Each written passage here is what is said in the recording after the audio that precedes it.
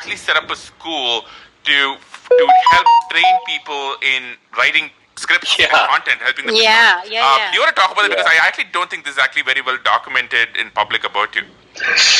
Yeah, so it was called First Draft, right? So the idea was to create a writing residency program where 10, 12 writers would live together in like one massive apartment, and they would build over 6 to 8 months the first draft of their script. I think. And why writers? Why do you care so much about just like that profession or that department? So the thing is, I'm assuming this is similar in America, right? Like where there's a media center. Look, so Bombay is like the media center. All major Bollywood movies are made from Bombay. Yeah. It was just unbelievable to us that all stories are being told from Bombay, but all talent writing stories are here. Like that just didn't make any sense. And in order to, Bombay is extremely intimidating. Like how do you? I'm assuming it's similar for people in the US, like LA seems intimidating at first. How do you leave your job, come to Bombay, move to this expensive city, write a film, which is the most expensive form of expression, to find a producer, find someone to put crores of rupees behind it, then pitch it to movie stars, then eventually have your story told. That's way too intimidating. So we said, hey, if we want to be movie producers, I think it makes more sense to have long-term relationships with writers because most of these guys will have 10 amazing stories. So why don't we just train them from bottoms up? So we did the first batch, 10, 12 of them came together and it went amazingly. In fact, a bunch of them now have movies coming out. 2 of them wrote for shows that are on Netflix. Sacred Games, one of the biggest Indian shows. Amazing show. If folks haven't seen it, highly recommend it.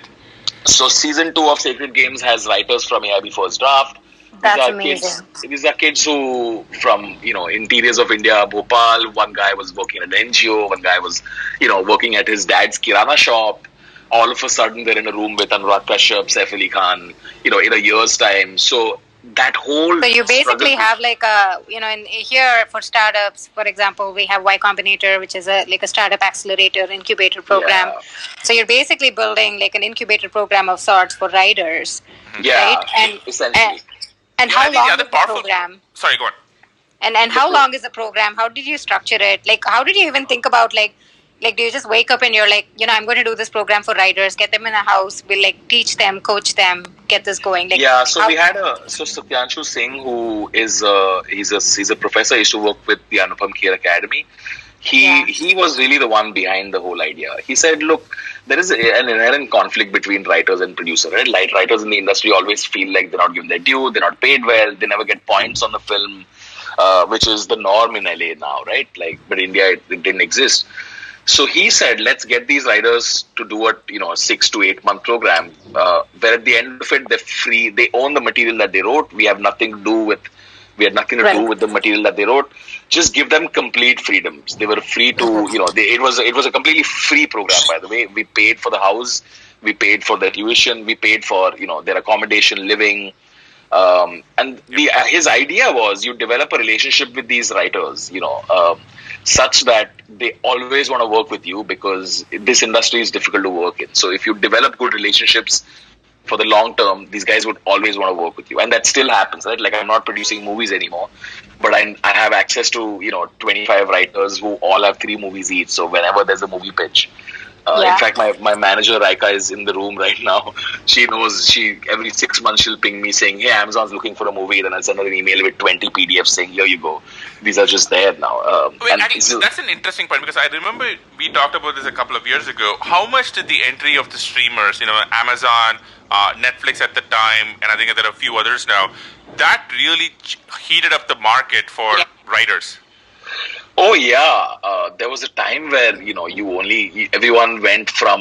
everyone discussed content that was just Friday to Friday. You probably had like 5-10 pole events through the whole year.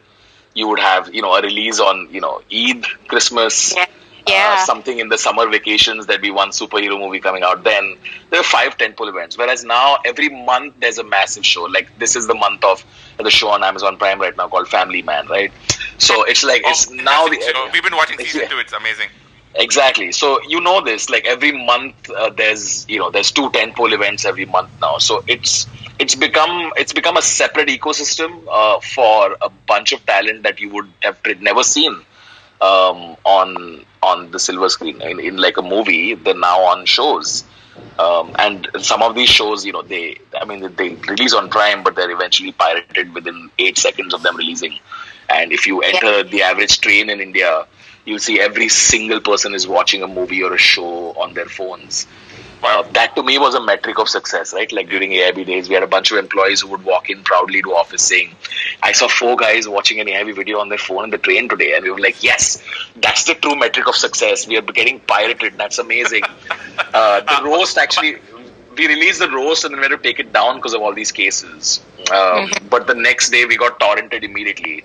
And it was the proudest moment of my life. We were like, oh my God, people are consuming our content illegally. How nice.